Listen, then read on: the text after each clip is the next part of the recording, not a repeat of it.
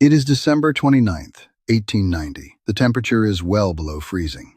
Snow covers the South Dakota plains like a burial shroud. Around 500 Lakota men, women, and children stand surrounded by 500 heavily armed soldiers of the Seventh Cavalry, the same regiment that had been obliterated at Little Bighorn 14 years earlier. Now they were back, and they had something to prove. A medicine man begins to dance.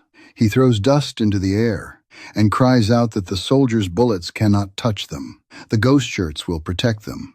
The spirits have promised it.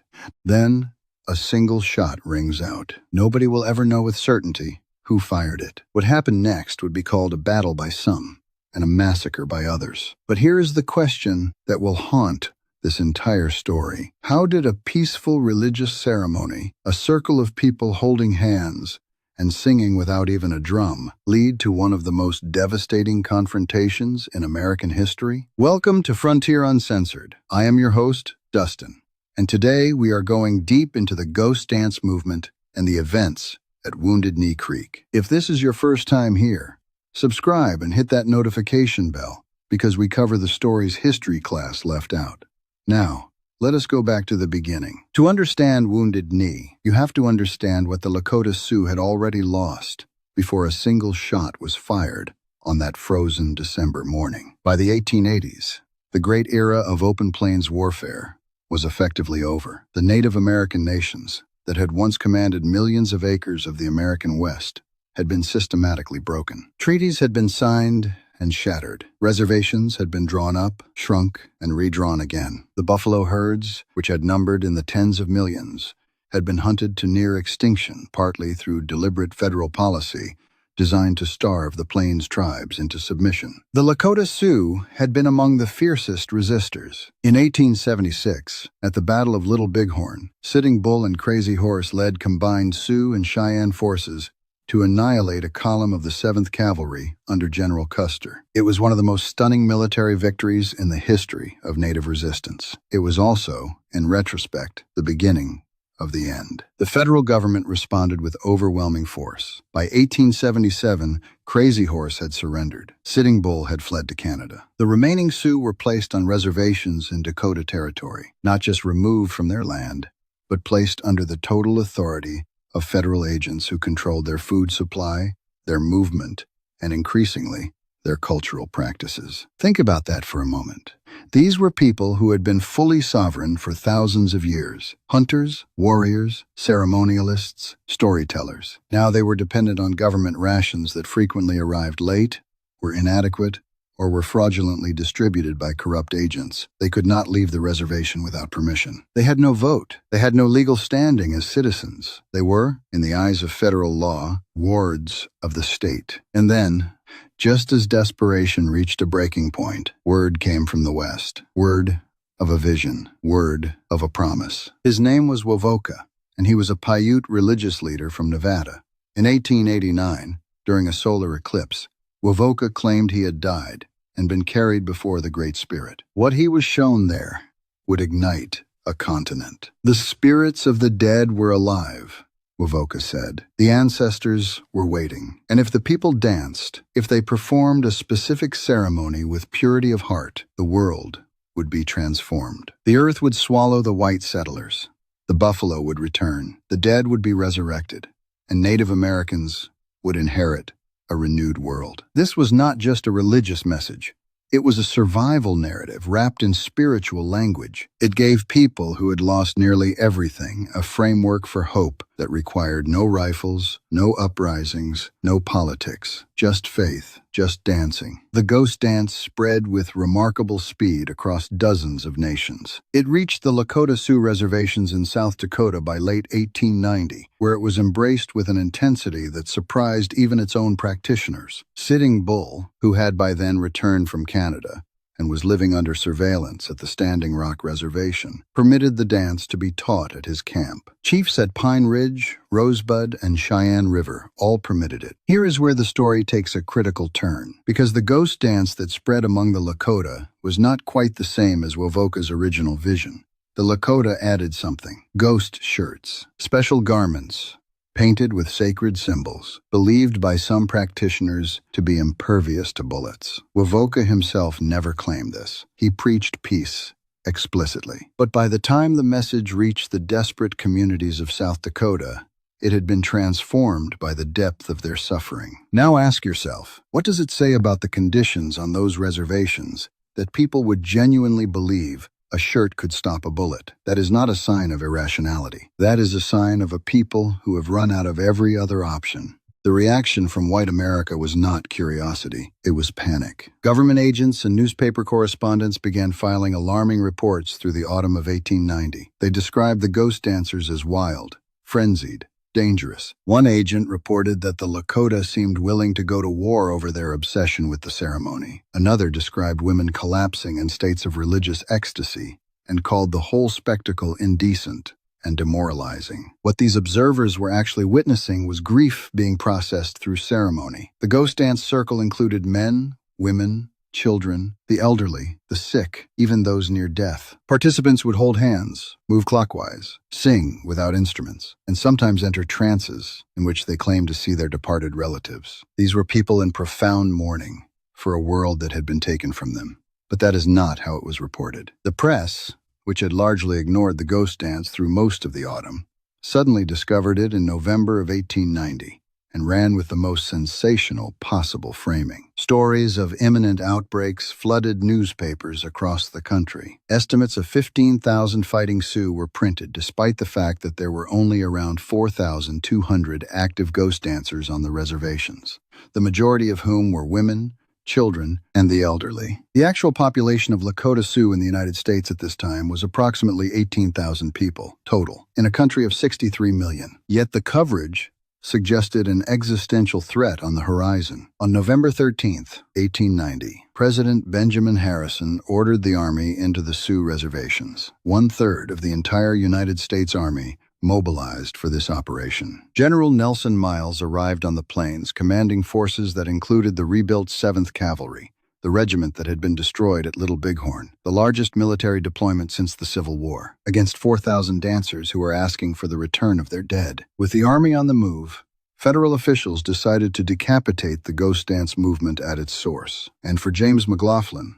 the Indian agent at Standing Rock, that meant one name: Sitting Bull. McLaughlin had a personal history with Sitting Bull, a contempt that went back years. Sitting Bull was proud, politically shrewd, and refused to be managed. He was everything McLaughlin resented about Native leaders who would not simply comply. Now, with the ghost dance providing political cover, McLaughlin moved. On the morning of December 15th, 1890, Indian police arrived at Sitting Bull's cabin to take him into custody. His supporters surrounded the cabin. An argument erupted. Then, someone fired. In the chaos that followed, Sitting Bull was shot twice, once in the head and once in the chest. He died at his own front door. His horse, a gift from Buffalo Bill Cody, reportedly began performing tricks in response to the gunfire.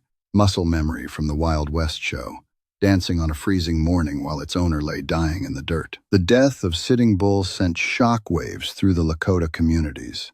People fled their homes, terrified of what was coming next.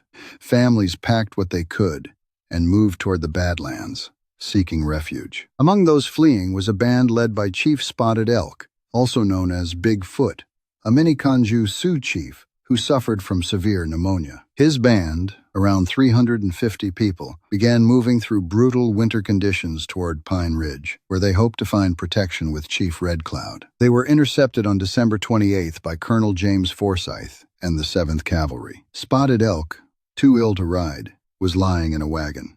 He raised a white flag. His band surrendered peacefully and were escorted to Wounded Knee Creek, where they set up camp under military supervision. That night, 4 Hotchkiss mountain guns, rapid-fire artillery, capable of firing almost 50 explosive rounds per minute, were positioned on the surrounding hills, overlooking the camp. The soldiers broke out whiskey rations and drank through the night. The morning of December 29th arrived cold and clear. Colonel Forsyth ordered his men to surround the camp and begin confiscating weapons. The soldiers went lodge to lodge. Most weapons were turned over without incident. Then a medicine man named Yellowbird began to move through the camp, urging the men not to surrender their arms, telling them the ghost shirts would protect them. His chanting grew louder. Tension escalated. Soldiers grabbed for a rifle belonging to a deaf Lakota man named Black Coyote, who had not heard the order to disarm. A struggle broke out. The rifle discharged. What happened in the next few minutes was catastrophic.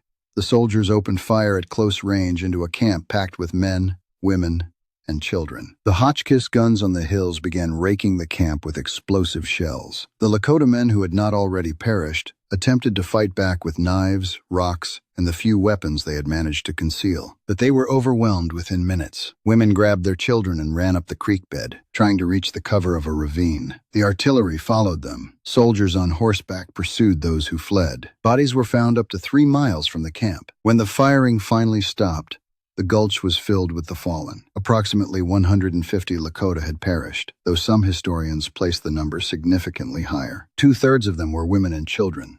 The army sustained 30 casualties, many of them likely from friendly fire in the chaos. Some of the sacred ghost shirts were taken as souvenirs. Dozens of wounded Lakota were loaded into wagons and taken to the nearby Episcopal Church at Pine Ridge, where they were laid out in rows under Christmas wreaths. The decorations had not been taken down. 3 days later, a burial party returned to Wounded Knee. The temperature had plummeted overnight, and a blizzard had come in from the north. The bodies had frozen where they fell. A photographer arrived and captured the scene. His images became popular postcards sold across the country. The burial team dug a mass grave on a small hill overlooking the creek. They recorded 84 men, 44 women, and 18 children placed into that pit, but the count was incomplete. Others had been taken by their families or had perished alone on the plains, unreachable. General Nelson Miles, who was not present at Wounded Knee, was furious when he received word of what had happened. He called it the most abominable military blunder he had ever witnessed and described the events as a horrifying massacre of women and children. He pushed for courts-martial. None came. Instead, the United States Army awarded the Medal of Honor, its highest decoration for valor, to 20 soldiers who participated in the engagement at Wounded Knee. Those medals have never been rescinded. As of today, they remain on the record. There have been calls from tribal leaders, historians, and members of Congress over many decades to have those medals revoked. The debate continues. Do you think those decorations should stand? I genuinely want to hear your thoughts in the comments below. Here is what the ghost dance was really about, and I think this is the most important thing to take away from this entire story. The United States federal government in the late 19th century was deeply committed to a policy of forced assimilation. The goal, stated plainly by its advocates, was to destroy Native American culture while preserving Native American bodies, to transform indigenous people into compliant citizens who would shed their languages, their ceremonies, their identities, and integrate seamlessly into white Christian industrial America. As early as 1882, the Secretary of the Interior had formally banned traditional dances, including the sun dance, across Indian reservations. Dancing was not merely a cultural expression in this framework. It was a threat. It was evidence that assimilation had failed. When the ghost dance emerged and spread with such intensity, it did not just frighten white Americans because of some imagined military threat. It frightened them because it suggested that Native Americans were not being successfully transformed, that after decades of reservation life, missionary education, and cultural suppression, these communities were still choosing their own spiritual paths, still refusing to disappear. Wovoka's original message was explicitly one of peace. He told his followers to work hard, live honestly, and not fight. He condemned violence. The ghost dance he envisioned was a ceremony of hope, not a battle cry. The soldiers and newspaper editors who turned it into an insurrection narrative were responding to their own fears, not to the actual behavior of the dancers. And that gap between what the ghost dance actually was and what it was made to represent is what made Wounded Knee possible. The aftermath shaped American history in ways that are still being processed today. Survivors of Wounded Knee were initially imprisoned. Some were taken to Fort Sheridan in Illinois. It was only when William Cody, Buffalo Bill himself, took custody of them for his Wild West show that they were released, a detail that is almost too painful to process, trading imprisonment for performance, having to reenact their own defeat for paying audiences. And yet the ghost dance did not die at Wounded Knee. Despite the massacre, despite the military occupation, despite decades of suppression, the dance continued. It spread across the southern plains and into Canada. It left traces in ceremonies that exist to this day, because the hope it carried was not naive. It was not the delusion of people who did not understand the world. It was a pragmatic, spiritual response to impossible conditions, a way of maintaining identity, community, and meaning in the face of systematic destruction. The Lakota people who danced at Wounded Knee were not primitive. They were not irrational.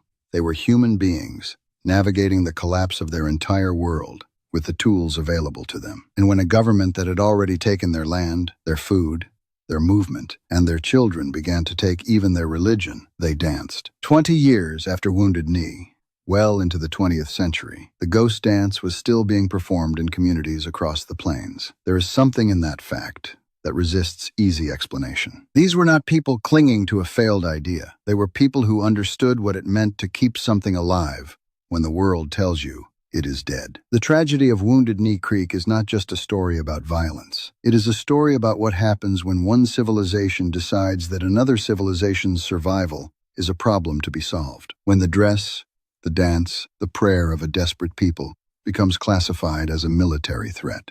When grief gets interpreted as aggression. And maybe the most haunting question is this: if Wovoka's original message had been allowed to simply run its course, if the ghost dance had been permitted to exist as the peaceful religious ceremony it began as, would the dances have gradually evolved, merged with new traditions, and faded naturally? We will never know. Because the United States Army made sure of that on the morning of December 29th, 1890. 152 Lakota in a frozen creek bed. Christmas wreaths still on the walls of the church where their bodies were brought. And 20 medals of honor awarded to the men who did it. That is the history. Uncomfortable, unresolved, and still very much alive. I am Dustin. Thank you for spending this time with me on Frontier Uncensored. If this story moved you or gave you something to think about, drop a comment below. This kind of history deserves to be talked about and debated, not buried. Share this video if you think someone needs to hear it. Subscribe if you want more stories that challenge the way we understand the world we inhabit.